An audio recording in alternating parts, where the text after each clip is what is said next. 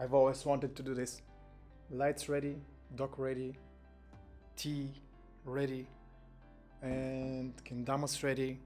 I'm ready. A couple of tips of how to play Kendama, even when we are grandfathers. Hi guys, Serafim aka Balance Searcher from Kendama, Bulgaria here with a video that I've wanted to shoot for a long time.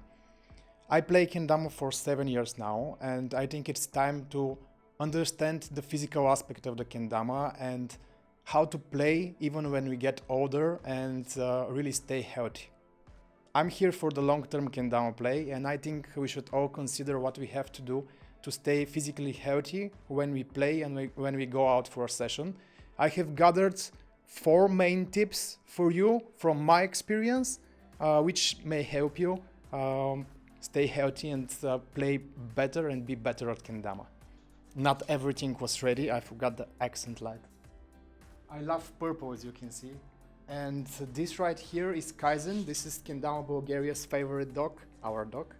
Kaizen, say hi to the audience. She's really sleepy now, so let's leave her here. I have 3 pages of script, so I won't waste your time. I'm going right into it. We all have other hobbies and maybe playing different sports alongside our Kendama journey. So being aware of this activity and making sure we adjust our posture will be key. The first point is warming up like we should normally do before every physical activity. We have all seen Bonzatron stretching before competition, so everybody should consider it before and after every session.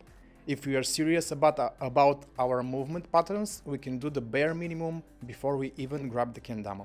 Here is a quick example for a sequence that you can do before every session. Just stay in the full squat. Such a great thing you can do for your body. Plant your feet into the ground, squat as deep as you can, straighten your back, and you can even add tiny side movements. Hands at your elbows for a deeper stretch if you'd like. Second, you can do your squats. Feet on the ground, knees always facing to the side, never inwards, and hands can be in front for better balance. Look to your front and choose a static point for reference and balance.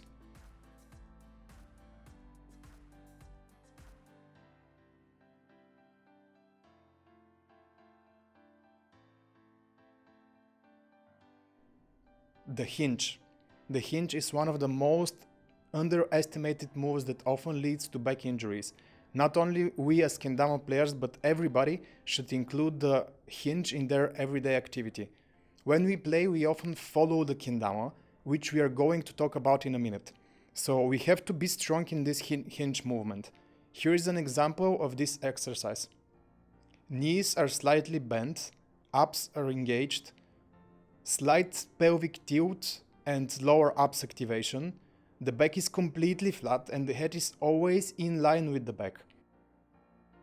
No ego here, as you will progress in time. The second tip is posture awareness. In the beginning of my Kendama journey, I tend to follow the Kendama instead of making it go wherever I want. We all have a dominant foot and that always leads ahead when playing, so the posture was something like that. Here's how that looks, and here's how I try to adjust my body when playing. Starting from the dominant foot posture and adjusting it to the squat posture, also showing the hand choice when catching a low spike.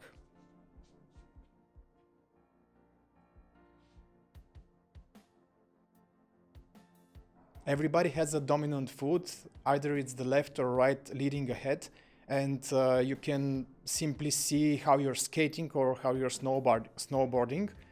So you can decide where to place your hand when you're going low, and some spikes and catches, but the overall idea is to keep a super flat straight back and think of a proper squat every time you try a trick. My calves are getting sore and I often use a foam roller to roll those muscles, but this side stand will only make things worse in time for the lower back. The dominant foot and the calves are not distributing the same amount of weight on every try. So tip number 2 is start thinking of center body alignment and squatting properly with feet grounded and straight back. Tip number 3 will be awareness of where the kendama is in front of your body. A major level up for me was when I realized that I always play kendama a little bit down from my sides.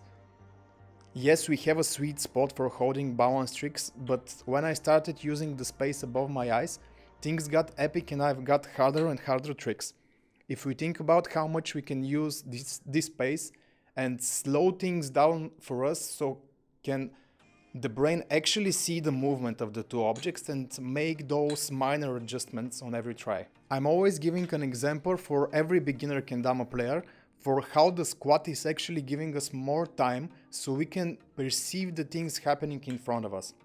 Let's take the orbit. We can do the orbit with only the arm movement, and look how fast we should move to accomplish it. Here's an orbit with a deep squat and how much more time we have for it.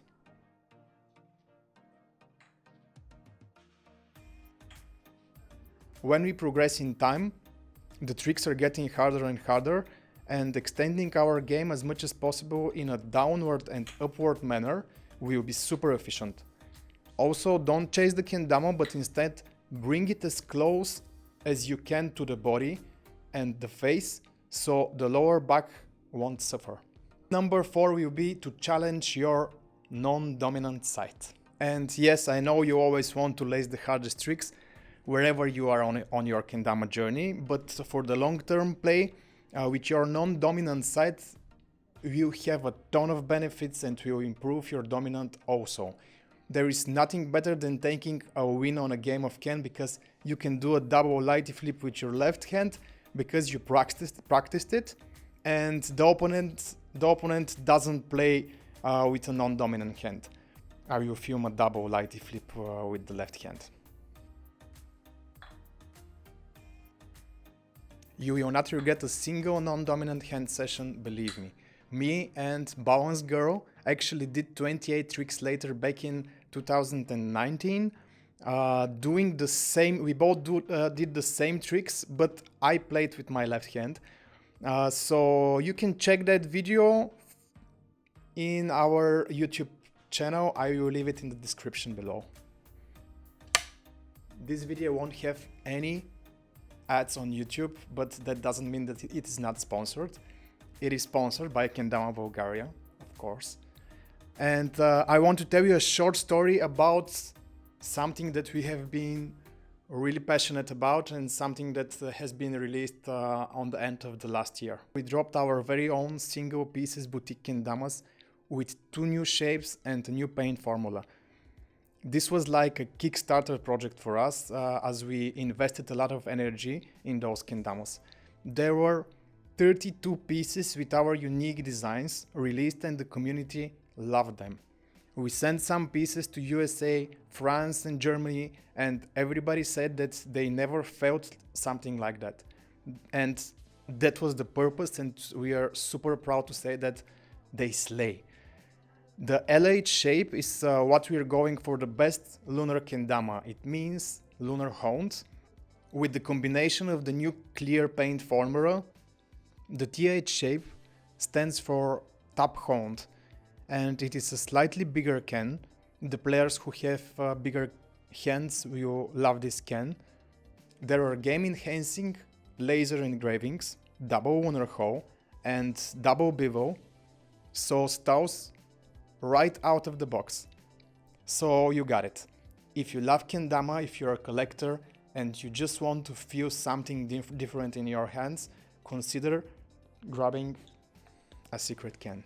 For a conclusion, the 4 tips that I want you to take from this video are: taking time for warming up and even cooling and stretching after a session, good, solid and balanced posture when playing, extend the space of your kendama play in front of your eyes, center your body, your play, and never follow the kendama.